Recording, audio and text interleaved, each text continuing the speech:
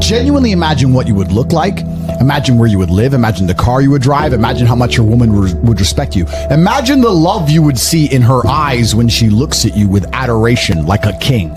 Imagine your existence. That person is waiting for you, and the only thing that's stopping you from being that person is your monumental laziness. You can have it. The universe is very giving. It will give you anything you work for. I've never seen somebody try for something with all of their might and not get it. The only people who do not have the things they want are the people who do not try for them. I've never seen a person wake up and say, my only dedication in life is to solve a Rubik's Cube and fail. You are not stupid. You are not incompetent. You are lazy and arrogant. It's extremely important you understand that that person is waiting for you, and you are declining that version of yourself. In the multiverse, in the many different versions of the universe that exist, there is a version of you that does those exact things, and he is a greater person than you can even fathom. You can transform yourself into that guy. You can be a top G. That's exactly what I did. I knew who I was going to have to end up being before I became that person. My brother and I are not from rich families. We are not from advantaged beginnings, but I knew I had to be a big, strong, fighting billionaire. That's what I knew I had to be. Discipline is the key to success. If you cannot force yourself to do something you don't want to do, how are you ever going to put yourself through the suffering required for greatness? If you cannot force yourself to train when you do not want to train, if you cannot force yourself to work when you don't want to work, or force yourself to eat right, how can you possibly ever become a monumentally successful person if you cannot control yourself long enough to do what must be done as opposed to what you feel like doing? A man must do what he is supposed to do irregardless of how he feels. That is the key component to masculinity, is discipline. If you do not have the discipline to dedicate yourself to anything, you are going to fail and be crushed by the people who can. If you only go to the gym when you feel like going to the gym, you're never going to be as strong as the people who go to the gym when they don't feel like going to the gym. That is a reality of life. So, I train every single day. I've actually heard from some people saying, you overtrain. And I explained to them, one, I don't believe in rest. I'm not you. I'm not broke like you are, Mr. Fitness Trainer, standing around the gym teaching people for $50 an hour.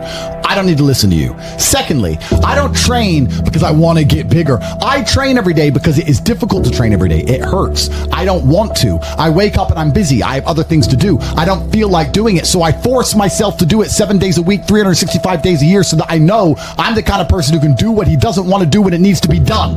I am that man, and it is more of a mental exercise than a physical exercise at this point. How can you ever outcompete me if I can force myself to do the things I don't want to do and you cannot? Discipline is absolutely essential for success, and you need to get very comfortable and very used to the idea of understanding that on your path to greatness, there are going to be long periods of time where you hate what you are doing, where you are dissatisfied with the actions you must undertake, where you are tired, where you are stressed.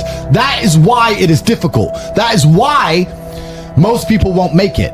If the path was easy, everybody would walk it and it would lead nowhere. 100 people start the path, 99 fall off because it is difficult, and the one person who makes it to the end gets the gold. If all 100 made it to the end and the gold was divided by 100, it wouldn't even be worth anything. The difficulty gives it value. The fact that it is difficult to do is the key component into the fact you want it in the first place. If it wasn't difficult, everyone would have it and you wouldn't want it because no one would respect it. It's supposed to be hard. Life is supposed to be hard. You're supposed to think this is terrible. You're supposed to suffer and smile through the pain regardless. Discipline is the key to success in all realms as a man. And if you lack it, you stand no chance. You can give most people a roadmap to success.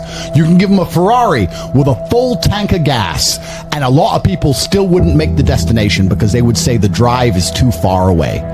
Quitters, they don't have the discipline. You can tell them exactly how to do it. You can give them the mechanism to get there, but they don't have the discipline to complete the drive and end up at the destination. That is the majority of Earth. This is your competition. People who, even if they are told what to do and people tell them exactly how to do it and help them do it, still quit, still fail because they lack discipline. Even me, with my monumental powers, I can't make a quitter successful.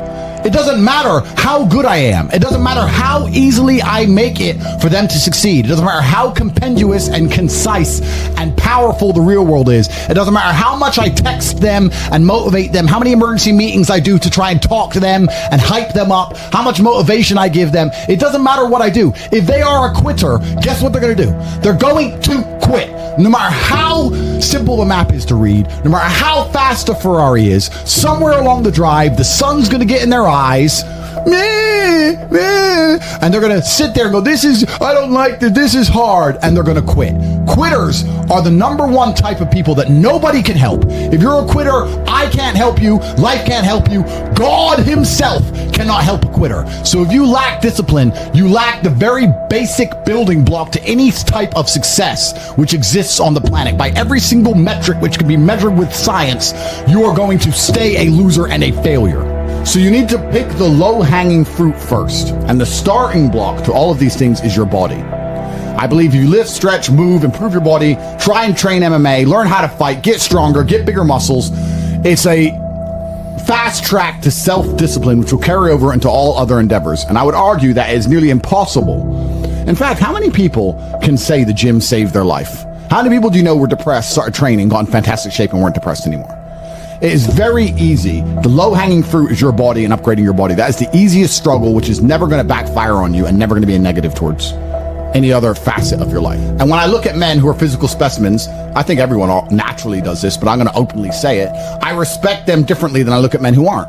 I have a different level of respect for them because they show me they have discipline. They show me they have motivation. They show me they're capable of doing difficult and hard things. Those are the kind of people I trust. They're not afraid of struggle. They're problem solvers. People who train are problem solvers, and you need to become one, and you need to become very, very adept at solving problems pretty quickly. I actually find it amazing that there's people out there who aren't in perfect physical condition. Guys, let me tell you all a news flash. If you eat right and you train hard, you look good. Yeah. It's like a biological certainty. It's almost impossible to be fat and look bad if you eat right and train hard. Your body will react and give you exactly what you want. So why don't you all look like superheroes? Do you not understand how intimidating that is just when they look at a group of people and they all look like superheroes and they can tell they're all disciplined, all hardworking, all dedicated, all physically strong? The struggle is what's beautiful about it. That's the most important thing. That's what you have to understand. The key is to keep training. If you train hard every single day, you don't have to worry about a little bit of vitamin C. It's true. If you don't train and you don't smoke, you're still going to be a pussy. Yes. The answer is always hard work. As soon as you are granted life, you are guaranteed death. What you do in between is up to you. You are all conscious. That could end tomorrow, that could end in 100 years. But the time between the beginning of your consciousness and the end of it is completely up to you. Training is never the wrong decision. If you are free, you should train. If you are rich, you should train. If you are poor, you should train. If you smoke, you should train. If you don't smoke, you should train. If you drink, you should train. If you don't drink, you should train. You cannot escape that hard work is always the correct decision. There is no time in any scenario when working hard is going to be the wrong answer. You should always try your very best in all things. I always knew the answer to everything is raw action. The answer to everything has always been raw action. My dad had a tweet about this. He said that raw action solves all. So when I was broke, I was never like, I'm poor, what do I do? It was, I'm poor, I have to do something. If I was broke, I'd go for a run. That's why I was such a great fighter.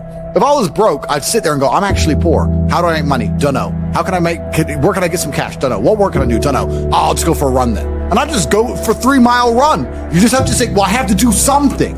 I can't just sit still and die. A lot of people are happy to just sit still and die or go to sleep and take a nap. Well, if that's what you want to do, then you can say a loser. That's fine. I'm glad there are losers because if everyone had Lamborghinis, my Lamborghini wouldn't be fun to show off. I need you to look at it and feel the deep pain in your heart of regret and failure. That's the whole point of it. I need to drive my Bugatti and everyone be looking at it going, I'll never have one of those. And I can get all their energy and feel it all, and it makes me happy. Fantastic. So you can sit at home and do nothing. But when I was poor, I had to go for a run. I couldn't sit still or lift weights or do something. I couldn't even sleep. So raw action solves everything. I understood that at a young age. But as you get older, you get to look back and you get to put your whole story together, the whole tapestry together. I knew I wouldn't stay poor. Did I ever think I'd get this rich? Well, I never said I wouldn't, but did I ever think it would probably happen at this level? No, but it's amazing how the compounding interest of just endless raw action adds up. I've never had a lazy day. I've never skipped work, never missed an email, never had a day off, ever. If you were to go through the last 3 years of my life, you will see that there's never been a day where I wasn't doing what I was supposed to do. And it all just adds up, and then monumental success comes, and you get to laugh at everybody else, ha ha ha, and life's great. I find it amazing that, I speak to people my age, and I say, in my 20s, I spent maybe I don't know, let's say 3 hours a day. What's a decade at 3 hours a day? Let's just say 10,000 hours. I spent 10,000 hours in the gym training. You're the same age as me. What did you do with those 10,000 hours? And they can't even tell me what they did. What did you do? Watch TV, go out, go pub, sit around, sleep, nap, chase women? What did you actually do? We had the same amount of waking hours and the same amount of minutes. I know where 10,000 hours of my minutes went, and that's why I'm the champ. That's why I have 4 title belts above my bed. That's how I spent my 10,000 hours. Tell me what you did with your 10,000 hours, which is equal to, comparable to, or superior than how I spent my time. And they can't even name what they did with any of their time. They're like, don't know. So if you're 16, you need to be using every single waking minute towards things you're going to remember. You're going to remember training. You're going to remember working hard. You're going to remember trying to make money. You're spending your life and wasting your time doing things you're not even going to be able to recollect in a few years. You're going to wonder why you fall behind the people who don't waste time. Time is the ultimate currency. Time is money. Time is also strength and power and networks, connection. Time is everything. You can convert it. It's like malleable. Time is like Play-Doh. Yeah. You can turn it into anything. You can turn it into muscles if you go to the gym. Turn it into fighting prowess if you go to the fight gym. But people have all this time and they just mush around with it. And then they're like, oh, don't know why I'm failing. I wish I was successful. You shouldn't wake up and say, how happy am I today? How does that affect how I act? That's not how I operate. I wake up and say, what must be done? What will allow me to be proud of myself? What will allow me to achieve? And those things will be done regardless of how I feel. And that's how the most successful people on earth all operate. The most successful people on earth don't only do things because they feel happy about doing them.